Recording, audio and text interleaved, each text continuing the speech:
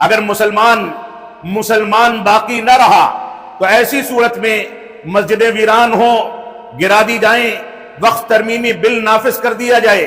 مسلمانوں کے ساتھ کوئی بھی سلوک کیا جائے، اگر مسلمان باقی نہیں ہے تو ان چیزوں کا ہماری زندگی پر کوئی فرق نہیں پڑنا چاہیے۔ ہم اگر اسلام پر باقی ہیں،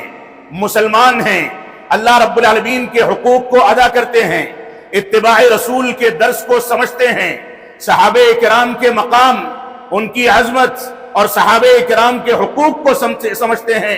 سلف صالحین کے حقوق کو ادا کرتے ہیں، تو ایسی صورت میں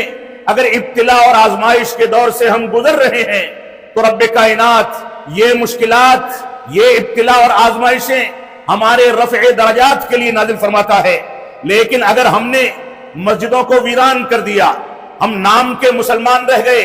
قرآن مجید کی تلاوت کو، مسجدوں کو آباد کرنے کو، اللہ رب العالمین کو یاد کرنے اور قرآن و سنت کی جانب رجوع کرنے کا ہمارا دائرہ عمل اگر رمضان تک محدود رہ گیا اور عید کا چاند دیکھتے ہی حلال و حرام کی تمیز ختم کر دی گئی، حقوق العباد کو ناپید کر دیا گیا، قرآن مجید کو کنارے رکھ دیا گیا، مسجدیں ویران چھوڑ دی گئی، اللہ رب العالمین ناراض رہے یا خوش رہے، راضی رہے یا غضبناک رہے، اس بات کی پرواہ نہیں کی گئی، تو مسلمان باقی رہنے پر کوئی فرق نہیں پڑتا۔ ہماری ذمہ داری ہے کہ ہم اپنا جائزہ لیں، اپنی گریبان میں جھانک کر کے سوچیں، وہ رب کائنات جس رب کائنات کی عظمت و جلالت پر مشتمل سورہ زمر کی ایک آیت کریمہ کی آپ کے سامنے تلاوت کی گئی ہے، وہ رب ہمارا رب ہے۔ اس کی عظمت و جلالت جس انداز سے اس آیت کریمہ میں ذکر کر دی گئی، اور صحیح بخاری کی ایک روایت میں رسول اکرم صلی اللہ علیہ وسلم نے قہقہا لگا کر کے اس جلالت کو باقی رکھا، اس پر خوشی کا اظہار فرمایا، رب کائنات کی عظمت اور کبریائی کا تذکرہ کیا۔ یہ رب یقین مانیے یہ ہمارا رب ہے، اسی نے ہم کو پیدا کیا ہے،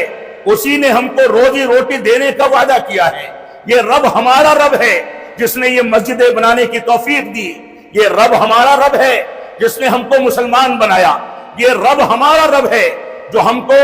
اسلام لانے کا حکم دیتا ہے، یہ رب ہمارا رب ہے جو ہم کو توحید پر چلنے کا حکم دیتا ہے۔ اگر اس رب کو آپ اپنا رب تسلیم کر سکیں اور اس کی رضامندی کو تلاش کر سکیں تو یقیناً ہماری نصرت و توفیق میں،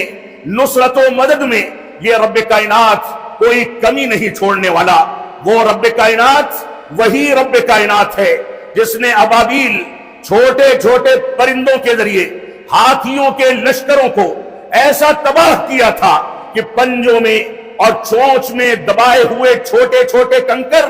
جب اس ہاتھی کے لشکر پر یہ چھوٹے چھوٹے پرندے